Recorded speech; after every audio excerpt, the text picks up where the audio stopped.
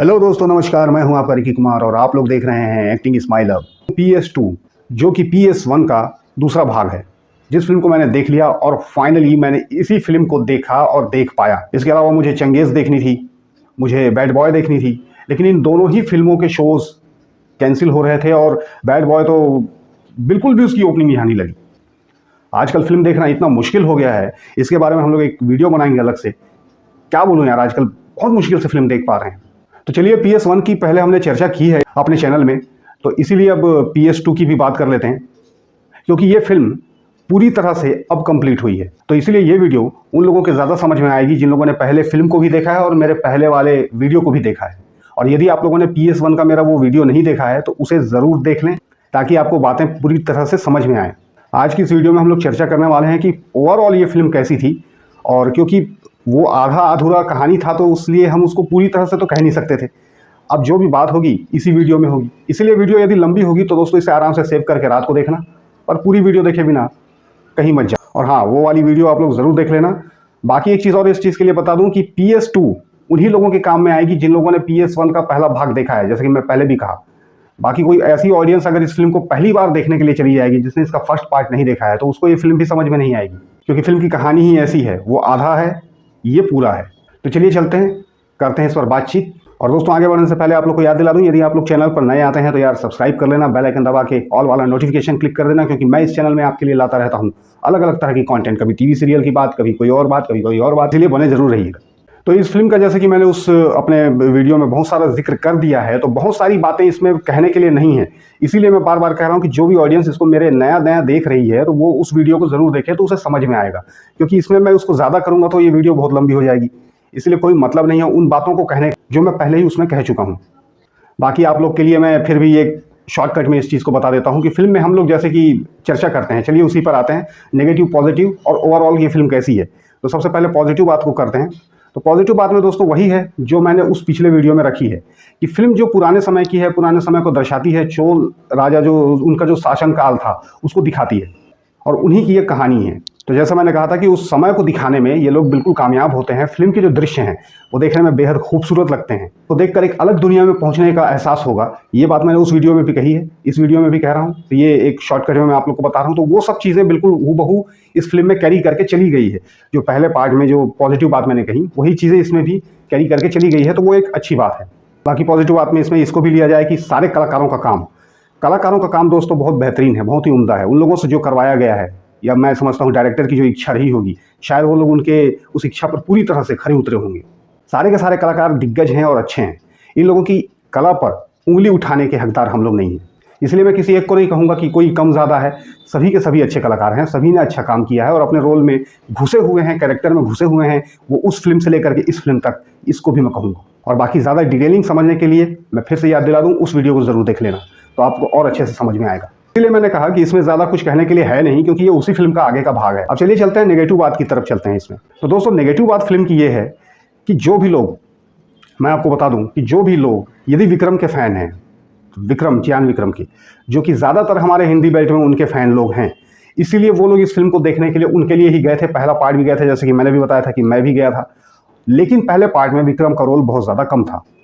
अब जब आप एक फिल्म को इस तरह से बनाते हैं, उसमें एक किरदार है, उसका रोल जैसे कि फर्स्ट पार्ट में कम है, तो मैंने उस वीडियो में कहा है कि मैं समझ रहा हूँ कि इस फिल्म का आगे का भाग आना है, इसीलिए इसको कम रखा गया है, ताकि उनके रोल को आगे यूज़ किया जाए, क्योंकि उनका रोल आगे ही है। तो मैं इसमें कहूँगा, इसमें आगे जाके विक्रम का रोल है तो सही, मगर उतना भी ज़्यादा नहीं है जिसकी मैंने उम्मीद की थी। प्लस कुछ जानकारों के हिसाब से कहा जा रहा है कि ये जो फिल्म है, ये बिल्कुल जो रियल कहानी रही होगी उसी को हूबहू उतारा गया है, उसमें कोई मिश्रण नहीं किया गया है, ऐसा इन लोगों का कहना है। तो उस कहानी के बारे में हमें ज़्यादा जानकारी नहीं है, तो जो लोग कह रहे हैं उनके ही बातों को समझना पड़ेगा और मानना पड़ेगा कि शायद हो सकता है ऐसा है। फिल्म के अंदर में दोस्तों बहुत सारे किरदार हैं, बहुत सारे चेहरे हैं, सबने अपना काम तो अच्छा किया है, लेकिन इन सबको ओवरऑल देखेंगे तो इन सब का काम ज़रा सा होकर रह गया है। विक्रम का रोल मैं आप लोग को अभी बता दूं, अगर आप लोग विक्रम के फ़ैन हैं तो आपको निराशा हाथ होगी, क्योंकि विक्रम का रोल बहुत ही कम है। उनको जो किरदार दिया गया है, हालांकि ये सब अब जैसे कि कह रहे हैं नेचुरल रियल किरदार हैं, तो रियल किरदार हैं, रियल में जो हुआ होगा वही हुआ होगा, लेकिन उसके हिसाब से जो विक्रम को रोल मिला था वो थोड़ा सा निराश करता है। फिल्म में बहुत सारी चीज़ें ऐसी हैं दोस्तों, नेगेटिव पॉइंट में इसको भी ऐड कर लीजिए, जिसको कि आप कहेंगे कि ये हो क्या रहा है, चल क्या रहा है। सेकंड पार्ट में देख करके मुझे ये समझ में आया कि ये फिल्म बहुत ज़्यादा स्लो तो चलती है, साथ ही इंटरवल के बाद ये फिल्म और भी ज़्यादा स्लो हो जाती है। मतलब एक एक लम्हा आपका ऐसे खिसकेगा कि जैसे कि मैं अपने कुछ वीडियोज़ में कह चुका हूँ, आप बहुत सारे काम निपटा के आ जाएंगे, फिर भी वो सीन आगे नहीं बढ़ेगा। बहुत ज़्यादा आपके सब्र का इम्तिहान लेती है इस फिल्म की स्पीड, जिसे कि पचा पाना मुश्किल होता है। आजकल ऑडियंस को बांधे रखने के लिए फिल्म के अंदर में स्पीड होना ज़रूरी है, जो कि इस फिल्म में कहीं से कहीं तक नहीं दिखाई देती। बहुत ज़्यादा सुस्त है, बहुत ज़्यादा स्लो है। फिर आप जिसके लिए फिल्म देखने जाते हैं उसका रोल भी बहुत कम है, उसको इस तरह का किरदार दिया गया है कि जो किरदार ही मेरे को कहना चाहिए समझ में नहीं आया यार। मतलब ये ऐसा रोल विक्रम को फिर लिया ही क्यों गया था? इस रोल को कोई भी और कर सकता था। विक्रम जैसे बड़े स्टार को लेकर के और उनके रोल को इतना ज़्यादा कम कर देना, फिर उस रोल को इस तरह से मरवा देना फिल्म में, मरवा के देना, वो एक्चुअल में हुआ रहा होगा कह नहीं सकते, पर जिस तरह की एक कहानी ओवरऑल निकल के सामने आई है दोस्तों मेरे, मैं इसको कह सकता हूँ कि मुझे इस फिल्म ने भी निराश किया है। इसीलिए मैं बहुत ज़्यादा इसके लिए कुछ कहना नहीं चाहूँगा, कहूँगा नहीं। बाकी सब चीज़ जो पॉजिटिव पॉइंट में मैंने आप लोगों को बता दी हैं, ऐसा ऐसा है। और फिर इस फिल्म से एक उम्मीद ये भी थी कि दोस्तों इस तरह की फिल्म जब हम लोग देखने जाते हैं तो एक युद्ध वाली फिल्म है, युद्ध वाली फिल्म में एक उम्मीद हम लोग लगा लेते हैं कि भाई ये कुछ अच्छा होगा। और तो इसमें जो लड़ाई झगड़े वाले सीन हैं, जो एक्शन सीन हैं, वो भी बहुत कम है। तो ये भी एक नेगेटिव पॉइंट है मेरे लिए कि जो चीज़ आपकी एक्साइटमेंट को बढ़ाती है, जिस चीज़ के लिए आप कहना चाहिए आपके अंदर जोश आता है देख के, वही चीज़ आपको देखने के लिए कम मिलेगी। बाकी स्टोरी जो थी शुरू से लेके आखिरी तक की अगर मैं कहूँ तो ऐसा लग रहा था कि बहुत ज़्यादा अच्छी और सस्पेंस फिल्म टाइप की ये बन सकती है और आगे चल के इसमें कुछ और सुधार होंगे। लेकिन सेकंड पार्ट में मैं देख रहा था कि सुधार नाम की कोई चीज़ नहीं है। कहानी में वही हुआ है कि आप सोचते रहोगे इसमें भी कि अब कुछ होगा, अब कुछ होगा, लेकिन कुछ होता ही नहीं। कोई भी किरदार ऐसा कोई काम करता नहीं है जिसको कि देखकर आपको मज़ा आए।